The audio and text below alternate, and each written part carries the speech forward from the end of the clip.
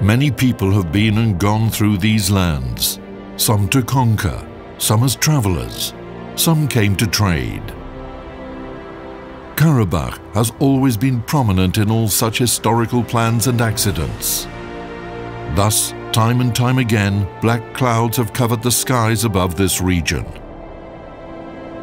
Why Karabakh? This question will always occupy our thoughts. Karabakh is famous not only for its fascinating landscape, its mountains, summer pastures, valleys, springs, castles, mosques and temples.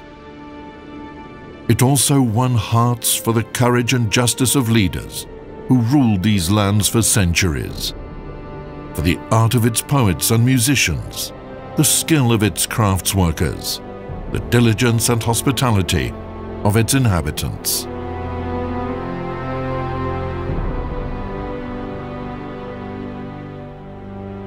Karabakh, the legacy of our ancestors.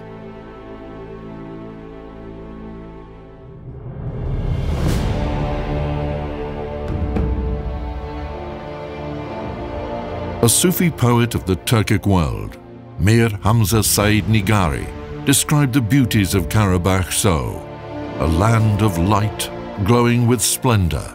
If the world is heaven, this is even more beautiful than heaven. The word Karabakh is from a collocation of the words Kara, black, and Bakh, garden, in Azerbaijani Turkish. In Turkic languages, the word Kara also means big as well as black. So Azerbaijanis called their fascinating lands Karabakh, meaning big garden.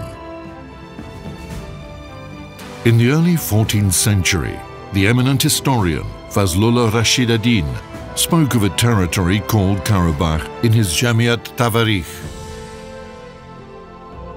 Mirza Jamal Javanshir Karabaghi describes the historical borders of Karabakh in his History of Karabakh, penned in the first half of the 19th century. The magnificent Karabakh mountains in the south, running from the Araz River to the Sinik Bridge, located between the peoples of Kazakh, Shamshadil and Demirchi Hasanli, from the Kur River in the east to the Kur and Goran rivers in the north, and with Kushbek, Salvarti and Erikli in the west.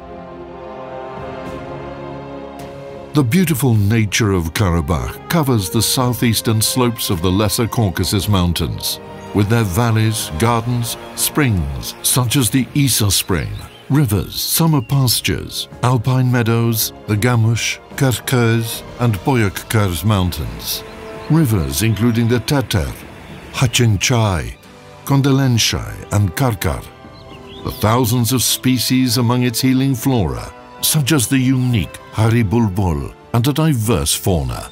This environment has inspired and captivated the people of these lands, as well as the hearts of travelers. The epic Kitabi Dede Korkud sheds light on the history of the Oghuz Turks who lived in Karabakh and the Goycha Lake Basin. The Kitabi Dia Bakria also offers valuable information, saying that the Khagan of the Oghuz was buried near Lake Goycha, and that Bayandor Khagan lived and was buried in Karabakh.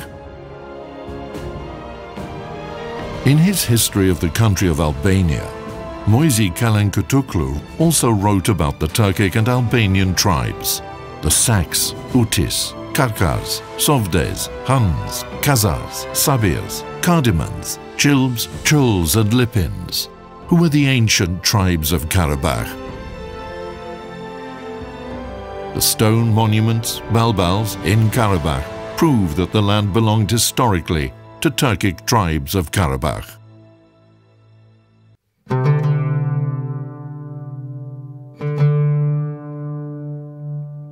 The first evidence of habitation in Azerbaijan was in the Gurjai Valley, between the regions of Khojavend and Fuzuli. Ancient people lived there 1.5 million years ago. A lower jawbone belonging to a woman who lived 350 to 400,000 years ago was discovered in the Azik cave in the Gurjai Valley. Following the invasion by Armenia, the Azikh cave was excavated by illegal expeditions. Archaeological excavations revealed that the most ancient urban culture in the Caucasus was in Karabakh, in Uzerliktepe to the east of Akhdam. The horse skeleton from the 12th to the 11th centuries BC in Porsunlu Kurgan, relating to the Hojali Gadabey culture, belonged to the predecessors of the Karabakh horse. The archaeological findings discovered in Karabakh prove that people of the same culture lived in these territories for 1,000 years and indicate that the Armenians migrated to the Caucasus, including to Karabakh.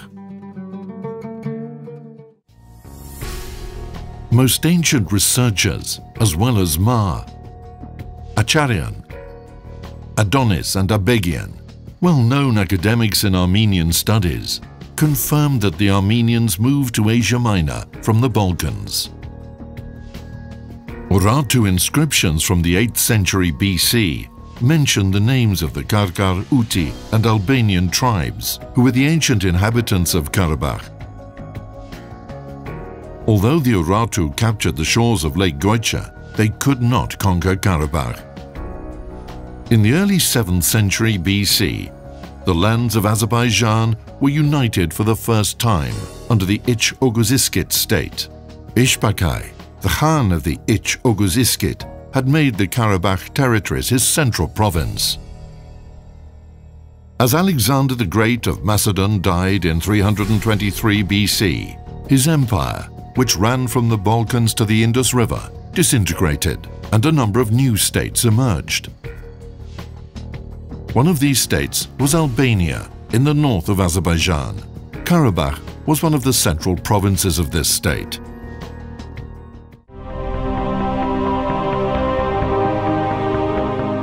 In the early Middle Ages, the territory of Karabakh was included in the state of Caucasian Albania, which consisted mainly of Arsakh, Uti, Petakaran, and the eastern part of Sunik province.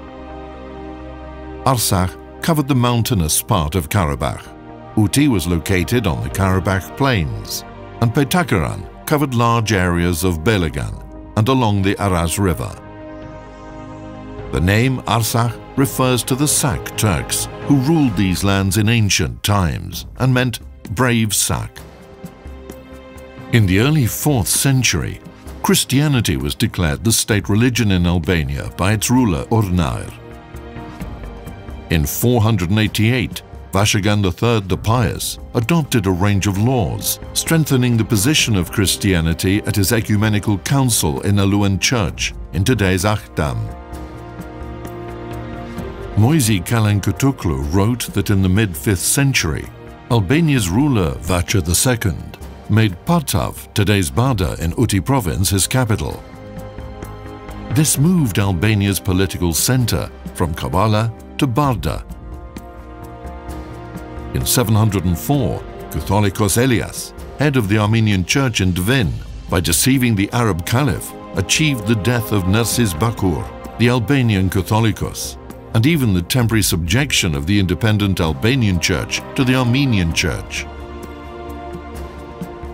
At the same time, many valuable Albanian language books from the Albanian church library about the history of Karabakh were thrown into the Terter River. The local Christian Albanian rulers also actively supported the Koramite movement, which was the strongest rebellion against the Arabic Caliphate occupation of Azerbaijan. From the 9th to the 13th centuries, Karabakh was one of the most crucial provinces for the Sajid, Salarid, Shaddadid, Great Seljuk, Eldanizid and Ilkhanid states. The Sajids printed money in Barda. The Shaddadids built the Khutaferim bridge over the Araz River. The Ilkhanid ruler, Kazan Khan, took the throne in Karabakh in 1295.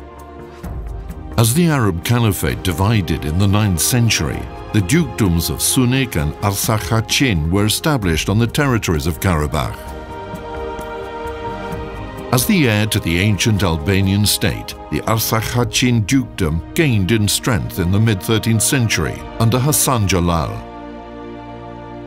One of the Turkic world's mightiest rulers, Tamerlane, chose Karabakh as his residence during his campaign in Azerbaijan. In the 15th century, Karabakh was a principal province of the Karakoyunlu and Akkoyunlu states. The Karakoyunlu ruler, Jahanshah, ordered that the title of Melik be awarded to the family of Hasan Jalal, Duke of Arsakh-Khachiin. Before 1441, when the Armenian Catholicos was moved from Cilicia to the South Caucasus, to Echmiadzin, there had been no settlement of Armenians in this region. In the first half of the 16th century, one of the four governorates of the Safavids, established in Azerbaijan, was that of Karabakh, with Ganja operating as its center. The founder of the Safavid state, Shah Ismail I, appointed a representative of the Gajar family to Karabakh. When an enemy attacked, the Karabakh cavalry fought in the front lines of the Safavid army. The Ottoman army conquered the territories of the Karabakh Governorate during the Safavid-Ottoman War of 1578 to 1590. Ottoman records show that Karabakh was divided into 7 districts, sanjaks, and 36 areas. Later, the Safavid Shah Abbas I liberated Karabakh from the Ottomans. It fell under Ottoman Empire rule again in the 1720s. At the time, its population stood at 122,000 people. Of these, 80,300 were Azerbaijani Turks, 37,800 were Christian Albanians, and there were 3,700 Kurds. In 1736, Nadir Khan Afshar punished the Karabakh Governorate, which had protested against him during his coronation in Mukhan, and he split Kazakh, Borchali, and Shamshadil away, transferring them to the state of Kartli. Some Turkic tribes were banished to Khorasan, and the Christian Albanian Meliks, who were subjects of the governorate, were granted more rights. After Nadir Shah's assassination, his empire was split up, and many khanates, sultanates, and melikdoms emerged in the territories of Azerbaijan. The Ganja and Karabakh khanates were established in the territories of the former Khanate governorate.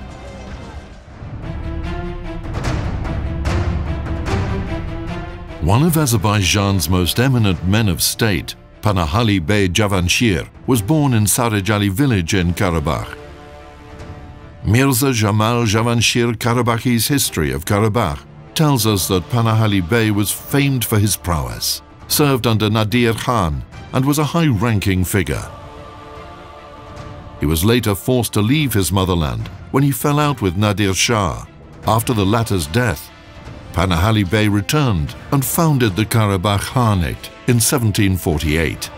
The population of the Khanate mainly comprised Turkic tribes, including the Javanshir, Bayat, Ziyadoglular, Lirmidorlar, Otuzikiler, Kabirli, Kolani, and Baharli. Panahali Khan had Bayat Castle built in the Kabirli region. This was the first center of the Khanate. Panahali Khan earned an even greater reputation as he repelled an attack by Haji Chalebi Khan of Sheki on the castle. Although the center of the Khanate was later moved to Shakhbolak Castle, the Shusha fortress became the main center upon its construction in 1756 to 1757. It was named Panahabad after its founder. The Christian Albanian Meliks refused to acknowledge Panahali Khan and led a policy of separatism, encouraging neighboring states to attack Karabakh. To put a stop to such campaigns, Panahali Khan took control of the Varanda, Hachin, Dizag, Chilabord, and Talish Melikdoms. This was a struggle by the Karabakh Khanate to preserve its independence. With the exception of Hachin, the Meliks in Karabakh and the families they came from were not originally from Karabakh and had migrated here from other regions. The Karabakh Khanate grew even stronger under Ibrahim Khalil Khan, who succeeded his father. Although the Christian Albanian Meliks planned a crusade against Karabakh, together with the Georgian king Heraclius II and the Russian army in Tiflis in 1787, these plans fell through as Russia and the Ottomans came head-to-head at war. In 1795, Aga Muhammad Khan Qajar failed to conquer Shusha during his first campaign against Karabakh, although he managed to siege the Shusha fortress for 33 days. In fact, he managed later to conquer Shusha at his second attempt in 1797, but he was assassinated there soon afterwards.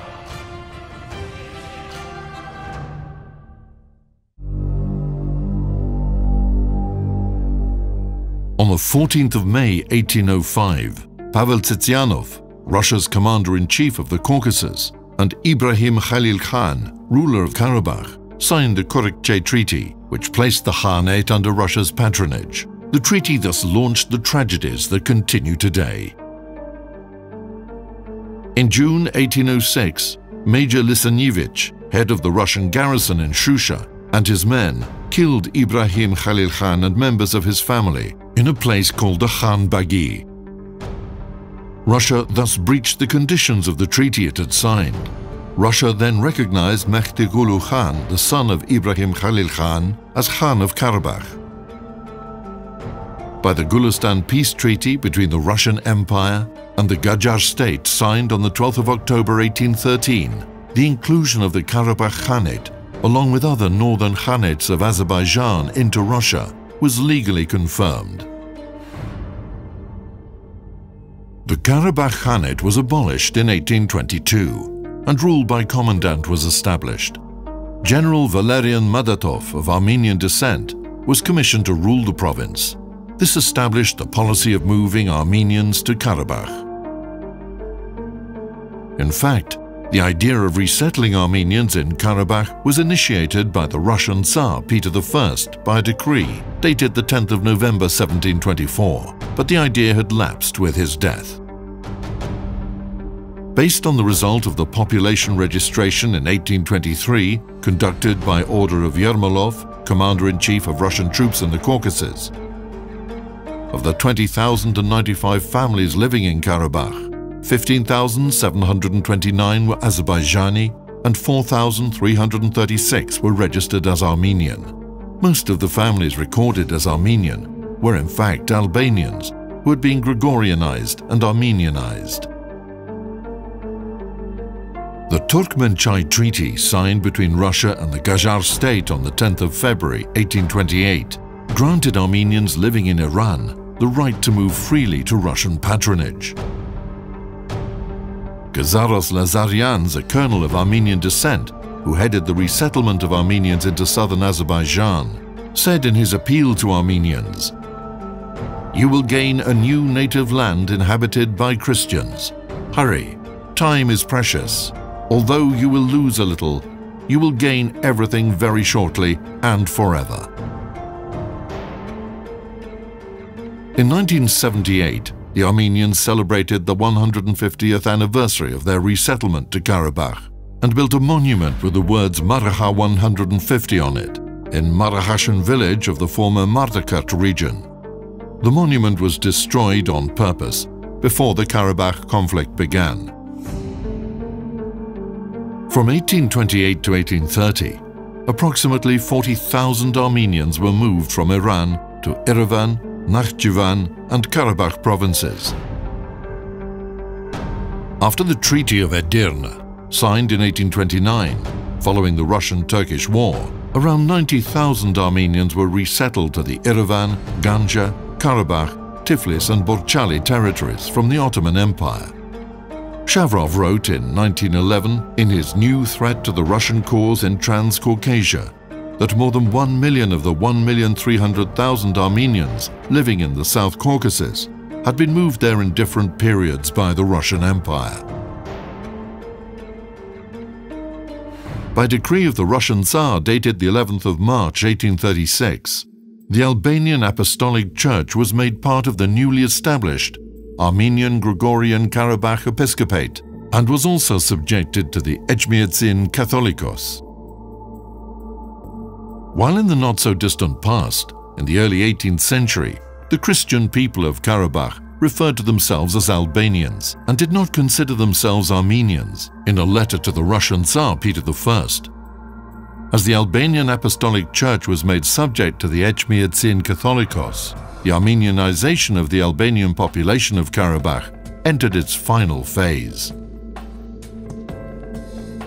As a result of the administrative reforms of 1840 by Tsarist Russia, the province of Karabakh became the Shusha district. It was at first subject to the Kaspi district and then the Shamakhi and Baku governorates. When the Elisavetpol governorate was established in 1867, the Shusha district was made a part of it. In 1883, two new districts, Javanshir and Jabrail, were established within the Shusha district. Karabakh was at the heart of the mass disorders that broke out in 1905 and entered history as the Armenian-Muslim War. Armenian bandit groups supported by Russian Cossacks and the Hunchak and Dashnak-Sutyan Armenian terrorist organizations murdered hundreds of Azerbaijanis with unprecedented cruelty and burned down houses during bloody clashes in Shusha on the 16th to the 21st of August 1905. However, the Armenian bandits had to retreat after strong resistance by the youth of Shusha. In his Men Are Like That, published in the USA, Leonard Ramsden Hartill recorded the memories of the Shusha massacre of an Armenian youth called Ohannes Apresian, educated in Shusha. Nothing was left apart from stones and ruins in the Turkic neighborhoods of the city. All the houses were burned down, their residents murdered. In 1905 and 1906, the Armenian bandit groupings conducted riots in different villages of the Jabrail and Javanshir districts. Ovanes Termaterosyan, an Armenian author known under the alias of Ado, wrote about the Hojali riots. The Armenians who captured the village looted the houses and burnt them down so that the people could not return to their homes. 300 people, including children and women, were murdered and burned in a massacre in Omudlu village, Javanshir district.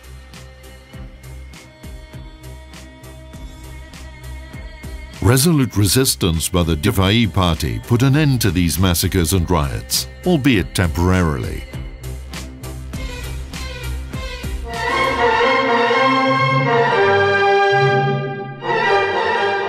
The people of Azerbaijan built a new independent state in northern Azerbaijan on the 28th of May 1918, after a century of subjugation to Russia.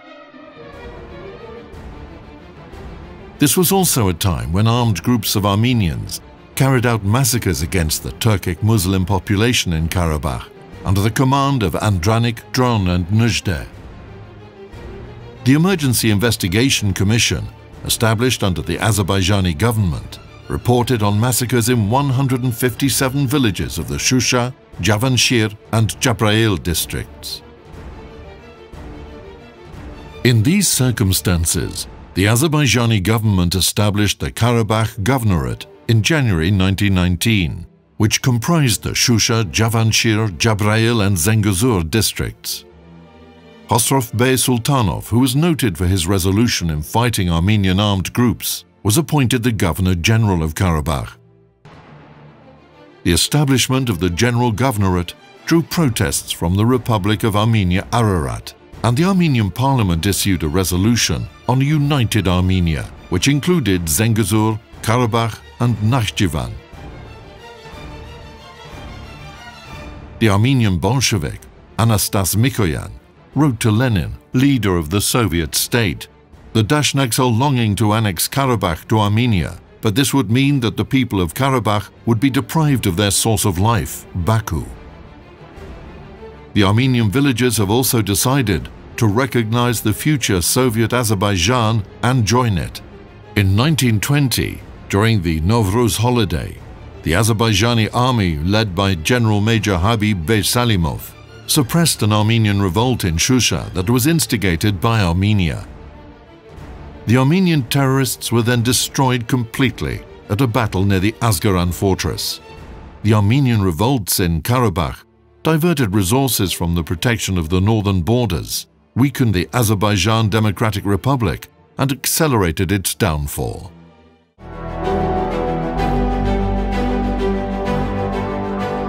Events around Karabakh escalated to a new level after Soviet-Russian troops invaded northern Azerbaijan on the 27th of April 1920, and the independent state of Azerbaijan collapsed.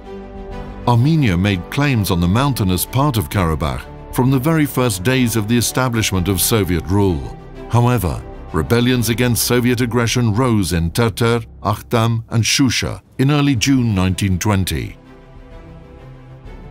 Although the rebellions, led by General Nuru Pasha, with the support of Azerbaijani army units, registered a number of victories in Karabakh against the Bolshevik Dashnak forces, the rebellions were repressed soon afterwards. The Caucasus Bureau of the Russian Communist Party decided that Karabakh would remain part of Azerbaijan on the 5th of July 1921. Karabakh was artificially divided into mountainous and lowland regions. With the establishment of the Nagorno-Karabakh Autonomous Oblast on the 7th of July 1923. Also in that year, Khankendi, the center of the oblast, was renamed Stepanakert after Stepan Shaumian, the organizer of the March genocide in Baku. Although Grigory Arutyunov, the head of Soviet Armenia, appealed to Stalin to annex Nagorno-Karabakh to Armenia in November 1945, the resolution of the leaders of Soviet Azerbaijan defeated the plan. They also rejected a proposal by Echmiadzin Catholicos Vazgen I, who traveled to Baku in 1958 to give Nagorno-Karabakh to Armenia. The Armenian Gregorian Church had always financially and ideologically supported the stripping of these historical lands away from Azerbaijan. Soviet Armenian officials accused Azerbaijan of pursuing a discriminatory policy against the Armenian population of Nagorno-Karabakh and insisted that the autonomous district lagged far behind other regions of Azerbaijan. In fact, Nagorno-Karabakh had all the attributes of self-governance. The construction of Khojaly Airport, the Sarsang hydroelectric plant, Yevlakh-Khankendi gas pipeline, and Baku-Khankendi railway were evidence that the claims of the Armenians of Nagorno-Karabakh were absolutely groundless. As the Soviet Union declined and Heydar Aliyev was dismissed from his high rank in the Soviet Union in October 1987, Armenian nationalists once again raised the issue of annexing Nagorno-Karabakh to Armenia. A session of the People's Deputies Soviet adopted an illegal resolution to annex the Nagorno-Karabakh Autonomous Oblast to Soviet Armenia on the 20th of February 1988. 2 days later, 2 Azerbaijani youths fell victim to Armenian terror in Azgaran, thus becoming the first martyrs in the Armenia-Azerbaijan-Karabakh conflict. The Supreme Soviet of Armenia resolved to annex Nagorno-Karabakh on the 1st of December 1989. On the 2nd of September 1991, the Armenian separatists announced the establishment of the so-called Nagorno-Karabakh Republic. In response, on the 26th of November, the Supreme Soviet of the Republic of Azerbaijan cancelled Nagorno-Karabakh's autonomous status. Soon afterwards, Armenia expanded military operations in Karabakh with the support of outside forces, and conflict developed into full-fledged war. On the night of the 25th-26th of February 1992, Armenian and Russian military units committed genocide against the Azerbaijani population in Khojaly. It was as cruel as anything seen before. 613 civilians, including 63 children, 106 women, and 70 elders were murdered. There were also massacres in the Azgaran village of Mashali, in the Shusha villages of Malibeli and Gushchalar, the Khojavend village of Garadakhli, and in the Akhtaban village Kelbajar. From 1991 to 1993, Armenia's armed forces occupied ancient Azerbaijani lands, Nagorno-Karabakh and 7 surrounding districts, Lachin, Kelbajar, Agdam, Fuzuli, Jabrail, Kubadli, and Zengilan. The liberation of Horediz district in the Fuzuli region by the Azerbaijani army marked a turning point in the Karabakh War. The aggressor Armenia and Azerbaijan agreed to a ceasefire on the 12th of May 1994. 20% of Azerbaijani lands were occupied. More than 20,000 Azerbaijanis were killed. More than 50,000 injured and disabled. Over 1 million people were driven out of their homes and began troubled lives as refugees and internally displaced people. Azerbaijan suffered material losses in excess of $800 billion.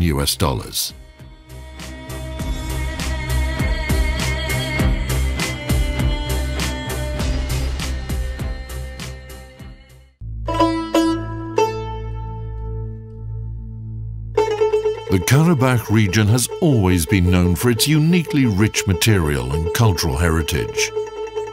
Molla Panavakif, Kasim Bey Zakir, Mir Musun Nawab, Khurshid Banu Natavan, Yusuf Vazir Chemenzaminli, Suleiman Sane Akhundov, Najaf Bey Vazirov, Abdurrahim Bey Hekverdiev, and scores of other eminent thinkers were all shaped in Karabakh's literary environment.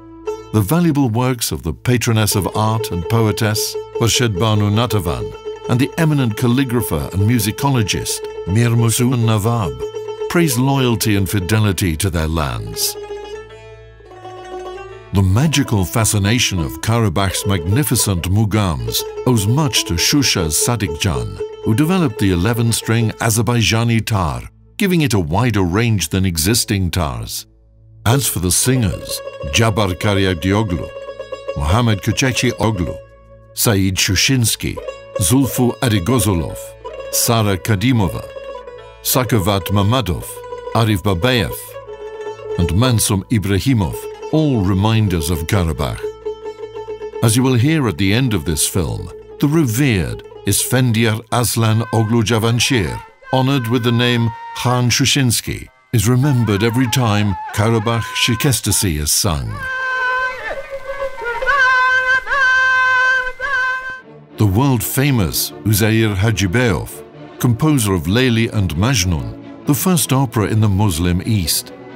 Bulbul, known for his classical tenor, and the exceptionally voiced Rashid Bebudov were also eminent art figures of Karabakh, all from Shusha. In 1982, the Soviet Azerbaijani leader, Heydar Aliyev, and celebrated public figures of literature and culture participated in the opening of a museum and mausoleum in Shusha, dedicated to the eminent poet, Molla Panavakif. The Armenians destroyed the museum after the invasion. The famous Russian artist Vereshchagin depicts Shusha as a truly Azerbaijani city in his works. As a result of the Armenian aggression, archaeological monuments of the Hojali Gadabe culture, the Goha-Aga, Mamaya and Satli mosques, the Carpet Museum, mansions, caravanserais and Muslim graveyards in Shusha, the Juma Mosque, Panakhan's mansion, the Bread Museum in Aghdam, Hudaferim bridges in Jabrail region, and hundreds of other important Karabakh monuments are gradually being destroyed. The Azik cave is presented as Azokh, Shabulak castle as the remnants of the Armenian Tigranakat city, many Albanian monasteries, Amaras in Khojavend, Khudavang in Kelbajar, Agoglan in Lachin, Ganjasar in Agdere, are falsely represented as Armenian monuments and churches. Carpet weaving is an ancient local craft in Azerbaijan. The weavers of Karabakh created the brightest, liveliest patterns of all the schools of carpet weaving in Azerbaijan. Achma Yuma, Mugan, Chalebi, Malibeli and other Karabakh carpets are represented as Armenian carpets in a number of museums worldwide. The truth is that Armenians did not have a tradition of carpet weaving in the Caucasus. Azerbaijanis were historically the ones who engaged in this craft. The delicious Karabakh cuisine, an integral part of Azerbaijani national cuisine, always delighted those who traveled to these lands. Those dishes are being presented as examples of Armenian cuisine.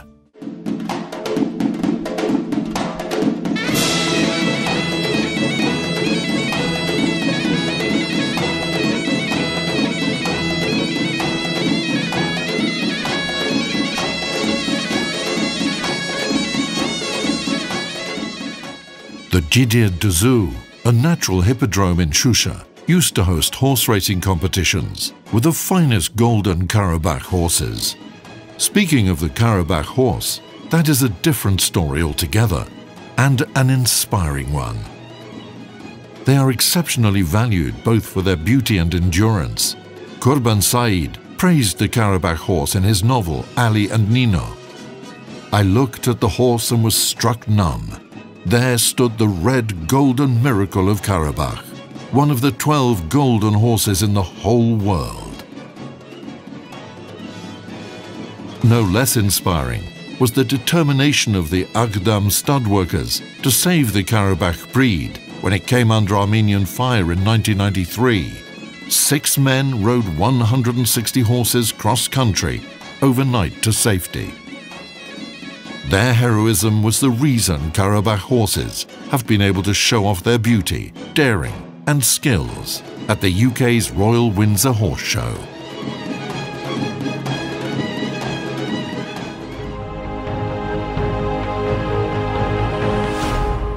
Currently, all the place names that belong to the Azerbaijani Turks in Karabakh are being Armenianized, and the internationally significant cultural heritage of Karabakh is being destroyed.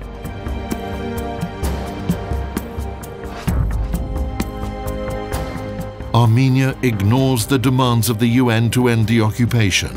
Attempts by the OSCE Minsk group to resolve the conflict yield no result.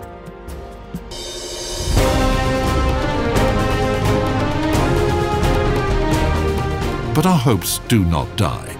New triumphs by Azerbaijan and its army, growing stronger by the day, victories such as at Laletepe and Gunut, and the return which began in Jojog Marjanli, spark hope of a happy future for the people of these lands as part of Azerbaijan. Azerbaijan struggles not just for pieces of land, but for the preservation of a wonderful culture. Liberated Horadiz has been completely rebuilt and has a thriving factory producing the magical patterns of Karabakh carpets. The Karabakh football team emerged from the ashes of its Imarat Stadium in Agdam and now pits its players' skills against elite clubs in the Europa and Champions Leagues, while telling its story as the club that cannot play a home game.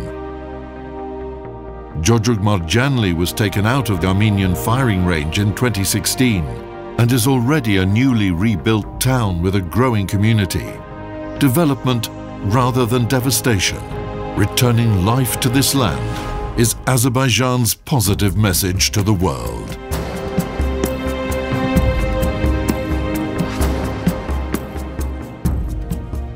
Time passes. As it passes, Karabakh does not become more distant. It comes even nearer. We fight time to banish the gloom, raise the flags, read azans, and once again to roam those meadows and forests.